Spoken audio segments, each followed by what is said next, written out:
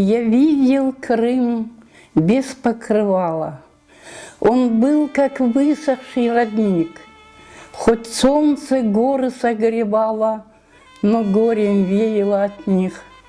Росли цветы на камнях твердо, и над землей клубился пар. Как в 944-м из Крыма выслали татар.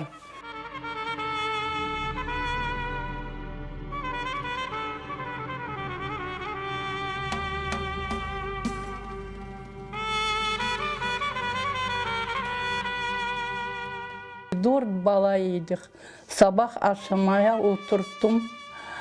Екі солдат girdi. Бір солдат автоматымен сразу en büyüğünü 14 yaşında azbarayı deyip çıkardı. Üç balayанам sardım diye korkudan yapacağım bilmeyim. А bu bir солдат автоматмен на лепешки показывает, на масло, на муку на столе, мол, возьми. Anam korkusundan yalan ayak, yalan baş eline alıp çıktı işte o mektebin yanına. Pakamaşnalar gelince ağam kaytıp gelip eve bir dene kiyis aldı oturmaya. Вот, öyle de çıktık yola.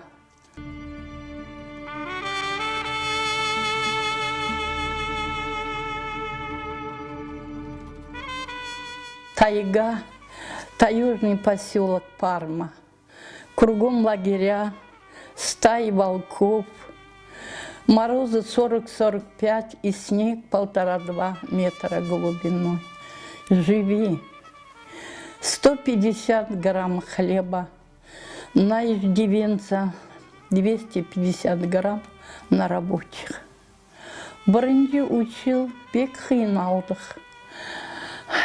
Бабамы алдылар сразу, как изменник Родины.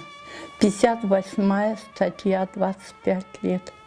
И только потом Маленков, когда амнистию сделал, он вернулся домой.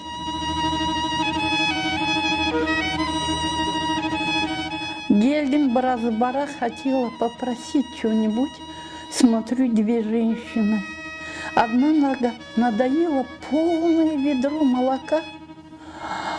Начерпнула кружку, выпила. А я говорю, ручками показываю, мне тоже дайте. Она говорит, вами волков кормить надо, уходите отсюда. А вторая женщина говорит, виноватый отец, мать. А дитё при чем? Она говорит, от таких родителей хорошие дети не рождаются. Очень много умерло, отравились.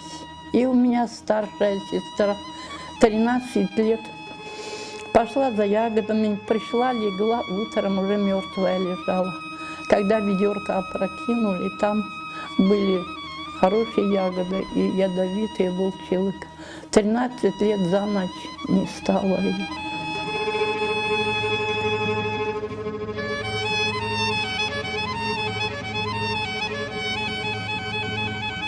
Такой половик был, киіз, юнден yapılmış, bir адам geldi.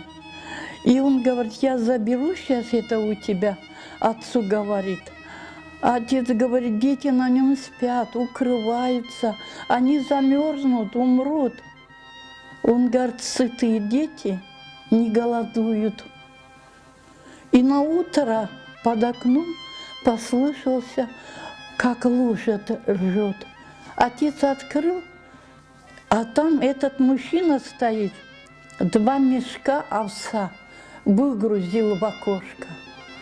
Отец спросил, а ты кто такой? Он боялся, потому что за одну картошку сажали людей. Вот. В колхозе работали, если вечером найдут где-то картошку или что, сажали людей. Он боялся. Он говорит, я шворник.